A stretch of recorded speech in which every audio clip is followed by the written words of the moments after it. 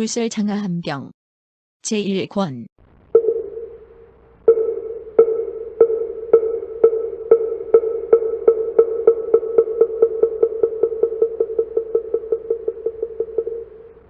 스물일곱 번째는 혀가 길고 넓어 좌우로 귀를 핥을 수 있는 것입니다. 28번째는 봄음이 맑고 깨끗한 것입니다. 29번째는 눈이 검푸른 것입니다. 30번째는 눈이 우왕과 같고 아래 위로 한꺼번에 깜박여지는 것입니다.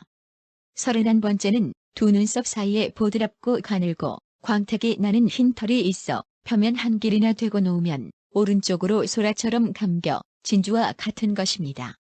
32번째는 정수리에 육개가 있는 것이니 이것이 30 이상입니다. 곧 기송으로 말씀하셨다.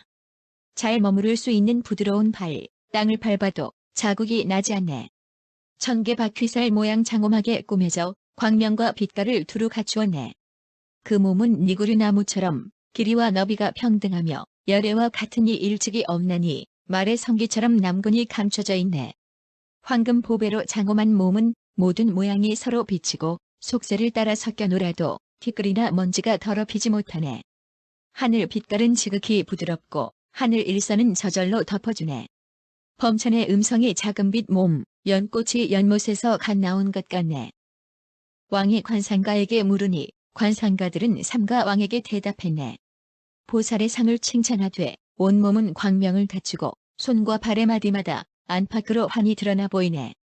음식의 모든 맛을 제대로 맛보고 몸은 반듯하여 기울어지지 않네. 발바닥엔 수레바퀴 문이 있고 그 목소리는 구슬픈 난새 같아라. 넓적다리 통통하여 두루 갖추었으니 그것은 전생업이 그렇게 만든 것이네. 팔꿈치는 원만한 모양, 눈썹과 눈매 단정하고 엄숙하네. 사람 중에 사자로서 존귀하신 분, 그 위대한 힘은 제일이라네. 그 뺨의 모양은 바르고 고르며 모로 누우면 사자와 같네. 고르고 바른 치아 모두 40개, 가지런히 틈이 없어라. 들어보지 못한 범천의 음성, 멀리나 가까이나 인연 따라 들리네. 몸을 펴굽히지 않아도 두 손으로 무릎을 만질 수 있네. 손은 가지런하고 또 부드러워 대인의 아름다운 모양 갖추었고 털구멍 하나마다 하나의 털이 나고 손가락 발가락 사이 얇은 막 있네. 정수리에 육개와 검푸른 눈동자, 눈은 아래 위로 깜빡이고 두 어깨는 둥글고 두둑하여 30 이상을 갖추고 있네. 발꿈치는 높낮이 없고 사슴과 같은 종아리 가늘고 고달아. 하늘 중에 하늘께서 이 땅에 오셔 마치 코끼리가 굴레를 벗어나듯 나고 늙고 병들고 죽는 중생의 고통을 벗겨주었네. 자비하신 마음으로 4가지 진리를 설명하시고 법구의 뜻을 열어보여 중생들로 하여금 받들게 하였네. 부처님께서 비구들에게 말씀하셨다. 비바시보살께서 세상에 태어나실 때에 모든 천신은 허공에서 손에 일산과 법의 부채를 들고 추위와 더위, 바람과 비, 티끌과 흙을 막아주었느니라. 부처님께서 다시 개송으로 말씀하셨다. 사람 중에서 일찍이 없었던 2가지 구족하신 높은 이 태어나셨네. 모든 하늘은 공경하는 마음으로 법의 일산과 법의 부채 바치네. 그때 부왕은 내 유모를 두었는데 한 사람은 젖을 먹이고 한 사람은 목욕시키고 한 사람은 향을 바르고 다른 한 사람은 같이 놀아주었느니라. 기쁨과 즐거움으로 받들어 기르며 게으름을 피우거나 싫어함이 없었느니라. 부처님께서 다시 개송으로 말씀하셨다. 유모들은 자유로운 마음 있기에 아기 태어나자 곧 맡겨 기르라 했네. 한 사람은 젖 먹이고 한 사람은 몇 감기고 한 사람은 향 바르고 다른 한 사람은 놀아주었네. 세상에서 가장 묘한 향을 사람 중에 높은 이께 발라드렸네. 태자가 동자였을 때 온 나라의 남녀들은 아무리 그를 바라보아도 실증이 없었느니라. 부처님께서 다시 개송으로 말씀하셨다. 많은 사람들이 공경하고 사랑하기 마치 갓 부어낸 황금상 바라보듯 남녀들이 다투어 자세히 살피며 보고 보아도 실증이 없었다네. 태자가 동자였을 때 온 나라 남녀들은 돌려가며 안아보고 마치 보배꽃을 들여다보듯 하였느니라. 부처님께서 다시 개송으로 말씀하셨다. 2가지를 구족한 존귀한 이 태어나자 많은 사람들 공경하고 사랑해 서로 다투어 돌려가며 안아보면서 마치 보배꽃 향기를 맡는 것 같이 했네. 보살께서 세상에 태어났을 때 그 눈을 깜박이지 않은 것이 마치 도리천의 천신과 같았다. 눈을 깜박이지 않기 때문에 비밭이라고 이름했느니라. 부처님께서 다시 개송으로 말씀하셨다. 하늘 가운데 하늘이신 분 눈을 깜박이지 않으심이 마치 도리천의 천신과 같았네. 빛깔을 보고 바르게 관찰하니 그러므로 비밭이라 이름하였네. 보살께서 이 세상에 태어났을 때 그 음성은 맑게 트이고 부드럽고 온화하여 마치 카라빈 가세의 소리와 같았느니라. 부처님께서 다시 개송으로 말씀하셨다. 마치 설산에 사는 새가 꽃즙을 마시며 우는 것처럼 저 두 가지를 구족한 높으신 분, 그 음성 맑게 트임 또한 그러하네. 보살께서 이 세상에 태어났을 때 그 눈은 멀리 일유순까지 뚜렷이 볼 수 있었느니라. 부처님께서 다시 개송으로 말씀하셨다. 맑고 깨끗한 업닦은 과보로 하늘의 미묘한 광명을 받았으니 보살이 눈으로 바라볼 수 있는 곳 일유순을 두루 볼 수 있으시네. 보살께서 이 세상에 태어나 차츰 자라났을 때 천정당에 있으면서 도로서 사람들을 교화시켰다. 그 은혜는 못 백성들에게 미치어 이름과 덕망을 멀리 떨쳤느니라. 부처님께서 다시 개송으로 말씀하셨다. 어린 나이에 천정당에 계시면서 도로서 천하를 교화하시고 모든 사물을 처리했나니 그러므로 비밭이라 이름했느니라. 맑고 깨끗한 지혜 넓고 넓으며 그 깊이는 큰 바다와 같네. 모든 중생 기쁘게 하고 그들의 지혜 늘리고 넓혀주었네. 그때 보살이 밖으로 나가 유람하면서 구경하고 싶어서 마부에게 명령했느니라. 마부야, 보배 수레를 장엄하게 장식하여라. 저 동산으로 나가 돌아다니며 구경하리라. 마부는 곧 수레를 꾸민 뒤에 돌아와 아뢰었다. 이제 준비가 다 되었습니다. 태자는 곧 보배 수레를 타고 동산으로 향했다. 그때 도중에서 한 노인을 보았다. 머리는 희고 이는 빠지고 얼굴은 주름지고 허리는 꼬부라져 지팡이를 짚고 힘없는 걸음으로 숨을 헐떡거리며 걸어가고 있었다. 태자가 시자를 돌아보고 물었다. 저분은 늙은 사람입니다. 태자는 또 물었다. 어떤 것을 늙었다고 하는가? 늙었다는 것은 수명이 거의 다 되어 앞으로 살 목숨이 얼마 남지 않은 것을 늙었다고 하는 것입니다. 태자는 또 물었다. 나도 앞으로 저렇게 될 것이며 저런 재앙을 면하지 못한다는 말인가? 그렇습니다. 한 번 나면 반드시 늙는 법입니다. 거기에는 귀천이 있을 수 없습니다. 그러자 태자는 마음이 매우 우울해져 곧 마부에게 수레를 돌려 궁중으로 돌아가자고 명령하였다. 태자는 잠자코 깊은 사색을 하다가 이렇게 생각하였다. 이 늙음의 괴로움은 내게도 반드시 있을 것이다. 부처님께서 기송으로 말씀하셨다. 노인을 보니 얼마 남지 않은 목숨, 지팡이 기대어 비틀거리며 걸어가네. 보살은 스스로 생각했나니 나도 저 재앙 면하지 못하리. 그때의 부왕이 그 시자에게 물었다. 태자가 바깥 구경을 하고 즐거워하더냐? 즐거워하지 않았습니다. 부왕이 그 까닭을 묻자 시자는 대답했다. 길에서 노인을 만났는데 그것을 보고 매우 언짢아했습니다. 그때 부왕은 잠자코 스스로 생각하였다. 예전에 관상가 태자의 상을 보고 반드시 출가할 것이라고 말하더니 지금처럼 즐거워하지 않다가 그렇게 되지는 않을까. 마땅히 방편을 써서 깊은 궁중에 있게 한 뒤 오욕의 향락으로 그 마음을 즐겁게 하여 출가하지 못하게 하리라. 그리고는 곧 벌궁을 아름답게 장식하고 예쁜 처녀들을 가려뽑아 태자를 즐겁게 하도록 하였느니라. 부처님께서 기송으로 말씀하셨다. 부왕은 이 말을 듣고 방편으로서 별궁을 장엄한 뒤 오욕의 향락을 더욱 늘려서 태자가 출가하지 않게 하였네.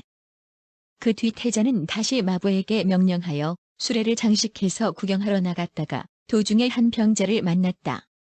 그는 몹시 쇠약한 몸에 배가 부었고 얼굴에는 검버섯이 피었는데 혼자 더러운 오물더미 위에 누워 있었으나 아무도 돌보는 사람이 없었으며 심한 고통으로 묻내 고통스러워하며 말도 하지 못했다. 태자는 마부를 돌아보고 물었다. 저 사람은 어떤 사람인가? 저 사람은 병든 사람입니다. 어떤 것을 병이라 하는가? 병이란 온갖 고통에 못 견디게 시달려 살지 죽을지 기약이 없는 것입니다. 그래서 병이라 하는 것입니다. 그럼 나도 앞으로 저렇게 되어 저런 괴로움을 면하지 못한다는 말인가? 그렇습니다. 태어나면 반드시 병이 있게 마련입니다. 거기에는 귀천이 따로 있을 수 없습니다. 그러자 태자는 마음이 우울해져 곧 마부에게 명령하여 수레를 돌려 궁중으로 돌아갔다. 태자는 잠자코 깊은 사색에 잠겨 있다가 이렇게 생각하였다. 이 병의 괴로움은 내게도 반드시 있을 것이다. 부처님께서 기송으로 말씀하셨다. 오랫동안 병 앓는 저 사람 보니 얼굴은 쇠퇴하고 말라 빠졌네. 잠자코 스스로 생각했나니 나도 저런 재앙 면하지 못하리. 그때 부왕은 또 마부에게 물었다. 태자가 바깥 구경을 하고 즐거워하더냐? 즐거워하지 않았습니다. 그 까닭을 묻자 마부는 대답했다. 길에서 병자를 만났는데 그것을 보고 매우 언짢아 하셨습니다. 그때 부왕은 잠자코 생각하였다. 예전에 관상가들이 태자의 상을 보고 반드시 출가할 것이라고 말하더니 지금처럼 즐거워하지 않다가 그렇게 되지는 않을까. 내 마땅히 다시 방편을 써서 온갖 풍미로 그 마음을 즐겁게 하여 출가하지 못하게 하리라. 그리고는 곧 다시 별궁을 아름답게 장식하고 예쁜 처녀들을 가려뽑아 태자를 즐겁게 하도록 하였느니라. 부처님께서 기송으로 말씀하셨다. 빛깔, 소리, 냄새, 맛, 촉감 모두 미묘하여 기뻐할 만했네. 이것은 보살의 복으로 이룩된 것, 그러므로 그 속에서 즐기는 것이다. 또 그 뒤 어느 날 태자는 마부에게 명령하여 수레를 장식해서 타고 유람하러 나갔다가 가는 도중에 한 죽은 사람을 보았다. 울긋불긋한 비단 깃발이 앞뒤에서 인도하고 일가 친척들은 슬피 울부짖으며 상여를 따라 성 밖으로 나가고 있었다. 태자가 마부에게 물었다. 저 사람은 어떤 사람인가? 저 사람은 죽은 사람입니다. 태자는 또 물었다. 어떤 것을 죽음이라 하는가? 죽음이란 다한 것입니다. 숨길이 끊기고 열이 식어 모든 감각기관이 무너지는 것입니다. 죽고 사는 것이 길을 달리하여 사랑하는 가족과 이별하게 됩니다. 그러므로 죽음이라 하는 것입니다. 태자는 또 물었다. 그럼 나도 반드시 저렇게 될 것이며 저런 재앙을 면하지 못한다는 말인가? 그렇습니다. 태어난 자에겐 반드시 죽음이 있습니다. 거기에는 귀천이 따로 있을 수 없습니다. 그러자 태자는 마음이 서글퍼져 곧 마부에게 명령하여 수레를 돌려 궁중으로 돌아갔다.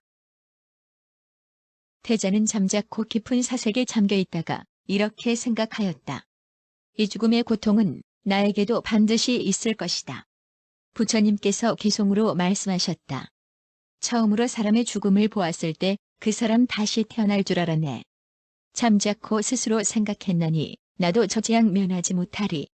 그때 부왕은 또 마부에게 물었다. 태자가 바깥 구경을 하고 즐거워하던가? 즐거워하지 않았습니다. 그 까닭을 묻자 마부는 대답했다. 길에서 죽은 사람을 만났는데 그것을 보고 좋아하지 않았습니다. 그때 부왕은 잠자코 생각했느니라.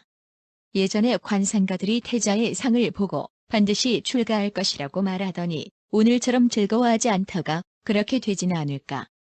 내 다시 방편을 써서 온갖 풍미로 그 마음을 즐겁게 하여 출가하지 못하게 하리라. 곧 벌궁을 아름답게 꾸미고 예쁜 처녀 가려뽑아 태자를 즐겁게 하도록 하였느니라. 부처님께서 기송으로 말씀하셨다. 동자는 큰 명예가 있어 아름다운 여인들 주위를 애웠었네. 오욕의 향락을 누리는 것, 저 천상의 제석과 같아라. 또 어느 날 태자는 마부에게 명령하여 수레를 장식해서 타고 유람하러 나갔다가 도중에서 한 사문을 만났다. 그 사문은 법의를 입고 바루를 들고 오직 땅만 보며 걸어가고 있었다. 태자가 곧 마부에게 물었다. 저 사람은 어떤 사람인가? 저 사람은 사문입니다. 어떤 사람을 사문이라 하는가? 사문이란 모든 은혜와 사랑을 끊고 집을 떠나 도를 닦는 사람입니다. 그는 모든 감각기관을 잘 제어하여 바깥 욕망에 물들지 않고 자비스런 마음으로 어떤 생명도 해치지 않습니다. 괴로움을 당해도 슬퍼하지 않고 즐거움을 만나도 기뻐하지 않으며 모든 것을 잘 참는 것이 마치 돼지와 같습니다. 그러므로 사문이라 합니다. 그때 태자는 말했느니라. 훌륭하구나. 이도야말로 바르고 참되어 영원히 번뇌를 여의고 미묘하고 맑고 피었으니 오직 이것만이 참으로 기뻐할 만한 것이로다. 그리고는 마부에게 명령하여 수레를 돌려 다가갔다. 그때 태자는 그 사문에게 물었다. 그대는 수염과 머리를 깎고 법의를 입고 바루를 들었구나. 마음에 구하는 것이 무엇인가? 사문은 대답했다. 출가절한 마음을 길들여 항복받아서 영원히 번뇌를 여의고자 하며 자비심으로 모든 생물을 사랑하여 침노하거나 해치지 않고 마음을 비워 고요하게 하며 편안한 속에서 오로지 도 닦기만을 힘쓰는 사람입니다. 태자가 말하였다. 훌륭하구나. 이도야말로 가장 진실한 것이로다. 곧 마부에게 명령했다. 너는 이복의 옷과 수레를 가지고 돌아가 대왕께 아뢰어라. 나는 여기서 수염과 머리를 깎고 3가지 법의를 입고 집을 떠나 도를 닦으려 한다. 그 까닭은 마음을 다루어 항복받아 번뇌를 벗어버리고 맑고 깨끗하게 혼자 살면서 도를 구하기 위해서이다. 그때 마부는 태자가 타고 갔던 수레와 입었던 옷을 가지고 부왕에게로 돌아갔다. 태자는 곧 수염과 머리를 깎고 3가지 법의를 입고 수도 생활로 들어갔느니라. 부처님께서 비구들에게 말씀하셨다. 태자는 늙고 병든 사람을 보고 이 세상의 고뇌를 알았으며 또 죽은 사람을 보고 세상에 대한 집착이 없어졌다. 그리고 사문을 보자 확연히 크게 깨달았다. 수레에서 내려와 한 걸음 2걸음 걷는 동안에는 이 세상의 모든 집착과 속박으로부터 더욱 멀어졌으니 이것이야말로 참으로 출가한 것이요 이것이야말로 참으로 번뇌를 멀리 여인 것이었다. 당시 그 나라 사람들은 태자가 수염과 머리를 깎고 법의를 입고 바루를 들고 집을 떠나 도를 닦는다는 말을 듣고 모두들 말하였다. 그 도는 틀림없이 진실할 것이다. 그래서 태자가 나라의 영화로운 지위를 버렸고 소중한 것도 버렸을 것이다. 그때 그 나라의 84,000 사람들은 태자를 찾아가 제자가 되어 집을 떠나 도 닦기를 정하였느니라. 부처님께서 다시 개송으로 말씀하셨다. 깊고 미묘한 법을 선택하자 저들도 그 말 듣고 모두 따라 집을 떠났네. 은혜와 사랑의 감옥을 벗어나니 온갖 결박 모두 다 없어졌다네.